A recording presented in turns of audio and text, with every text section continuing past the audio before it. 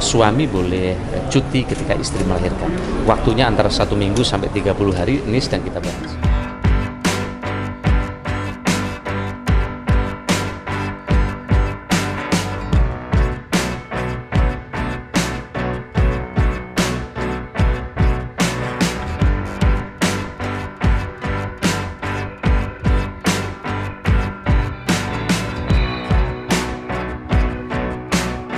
Ya, sebenarnya ini terkait dengan PP 11 tahun 2017 terkait dengan jabatan-jabatan mana yang akan bisa diisi oleh teman-teman TNI dan Polri.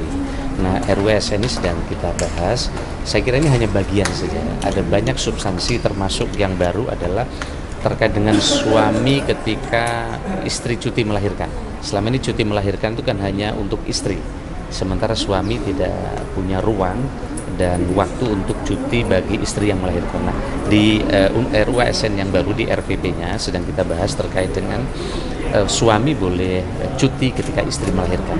Waktunya antara 1 minggu sampai 30 hari, ini sedang kita bahas. Begitu juga terkait dengan percepatan karir bagi ASN. Bagi mereka yang punya prestasi dan punya kapasitas lebih, ini akan diberi ruang untuk percepatan karir di ASN, di RPP yang baru. Begitu juga terkait dengan insentif bagi mereka yang akan di 3T. Jadi selama ini ada formasi kosong di 3T sampai 80.000 formasi karena tidak ada insentif baik itu dari sisi cuti maupun insentif dari sisi karir dan keuangan. Nah, di RPP yang baru atas saran Bapak Presiden ini sedang kita bahas terkait dengan insentif cuti. Misalnya kalau teman-teman di 3T cutinya sama dengan tidak di 3T, pulang perginya saja butuh 1 minggu misalnya. Berarti cutinya harus dibedakan. Yang kedua terkait dengan insentif karir. Bagi mereka yang tugas di 3T untuk waktu tertentu, mereka akan mendapatkan kenaikan pangkat dan karir yang lebih cepat dan seterusnya dan seterusnya. Pak, ini ada kekhawatiran kalau dari PP ini akan ada di fungsi ABRI dan TNI, ini bagaimana Pak? Ya, ini kan sebenarnya PP 11 2017 sudah ada. Nanti kita akan rinci terkait dengan posisi-posisi mana yang bisa, mana yang tidak bisa.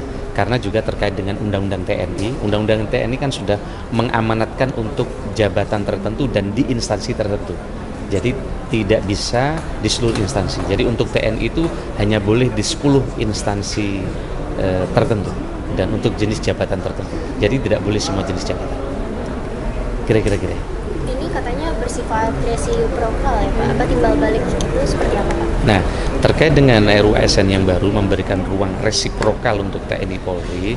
Nah, artinya dengan RUU ini ASN bisa mengisi, PNS bisa mengisi jabatan-jabatan di TNI dan di Polri untuk jabatan tertentu. Inilah nanti yang akan kami bahas bersama Panglima TNI dan juga Kapolri.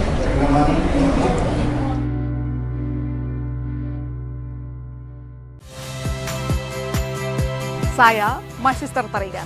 Saksikan program-program Kompas TV melalui siaran digital, pay TV, dan media streaming lainnya. Kompas TV, independen, terpercaya.